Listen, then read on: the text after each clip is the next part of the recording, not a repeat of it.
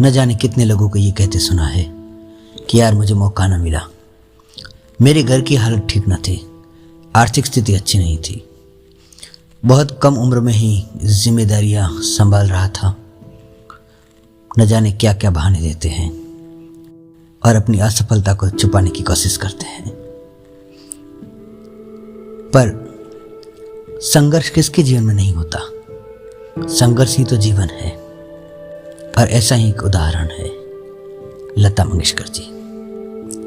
जी हाँ दोस्तों, पर ये लता दीदी या लता मंगेशकर ऐसे ही नहीं बने।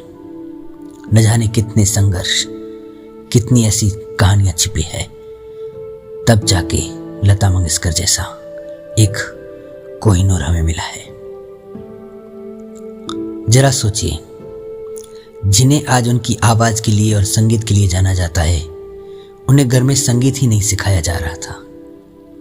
जी हाँ, दीनानाथ मंगेशकर, उनके पिताजी, दूसरे शिष्यों को संगीत सिखाते थे। एक दिन ऐसा हुआ, पिता की गैर मौजूदगी में लता जी जो शिष्य गा रहे थे, उनकी कुछ गलतियां थी और उस गलतियों को सिखा रहे थे कि ऐसे नहीं, राग इस तरीके से कुछ है। उन्हें यह पता नहीं था कि पिताजी पीछे खड़े हुए हैं।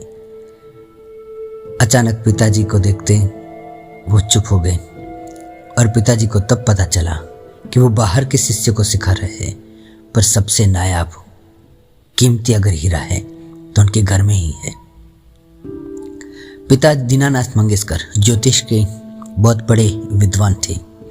उन्होंने लता जी की कुंडली देखकर कहा था कि बेटी, तुम्हें नाम, दौलत, शोहरत सब कुछ मिलेगा, तुम्हारी कुंडली में राजयोग है, तुम पूरे विश्व पे राज करोगी, पर तुम्हारी ये सफलता मैं देख नहीं पाऊंगा।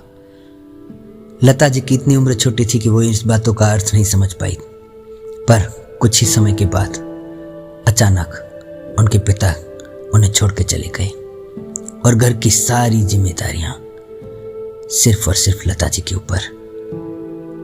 यही एकमात्र कारण था जिसकी वजह से उन्हें शास्त्रीय संगीत छोड़ के फिल्मी संगीत में भी आना पड़ा।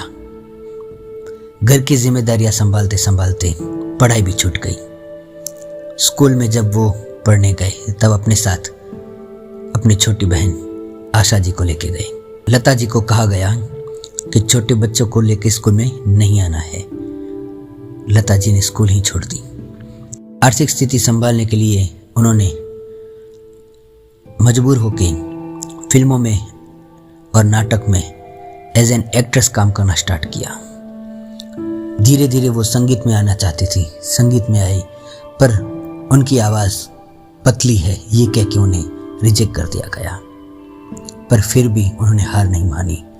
पर वो कहते हैं ना, जब आपके इरादे बुलंद हो और ईश्वर की तरफ आपके भाव समर्पित हो तो किसी न किसी रूप में आपको ईश्वर मदद करते हैं।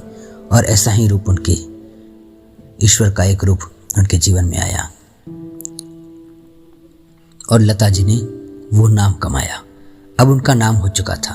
घर की जिम्मेदारियां ठीक ठाक वो संभाल ही रहे थे, सब कुछ ठीक चल रहा था। अब उनका संगीत में नाम भी हो चुका था।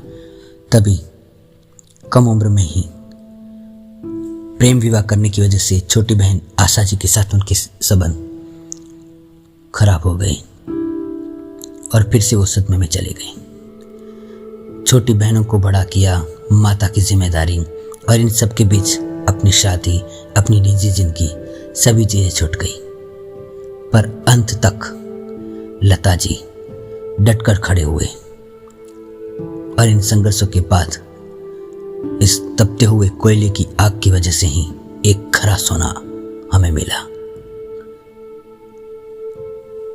दोस्तों, हम यहाँ पे ये सीख सकते हैं, संघर्ष और असफलता ये सिर्फ एक हमारे सफलता होने के रास्ते के कुछ मुकाम है जो आएंगे ही हर एक के जीवन में। और हमेशा विश्वास रखें, ईश्वर उन्हें ही ये सब कुछ देता है जिनमें ये सब चीज़ों को टालने की, उन सब चीज़ों को परास्त करने की ताकत हो। यदि आपके जीवन में भी कुछ ऐसे संघर्ष है, कुछ ऐसी अड़चन है, तो याद रहे ईश्वर ने आपको ये सारी चीज़ें चुन कर दी है, क्योंकि ईश्वर हमेशा सर्वश्रेष्ठ हमें देता है। जैसे हमें लता जी मिले। जय हिंद, जय भारत, वंदे मातरम।